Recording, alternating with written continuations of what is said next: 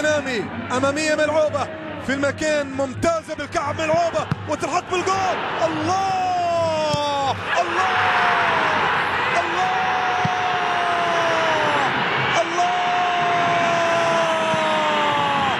ياسر القحطاني يسجل يتعادل والكرة الأمامية ولي ينطلق وسريع يمر ضربة جزاء ضربة جزاء نعم ضربة جزاء والهلال يظهر مع الخمس دقائق وضربة الجزاء لياسر يحط كرة بالجول بالجول بالجول ثاني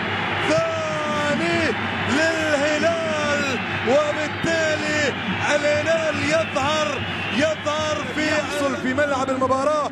كرة تصل عند الشلهوب يلعب كرة لولي يمر لياسر الثالث بالجول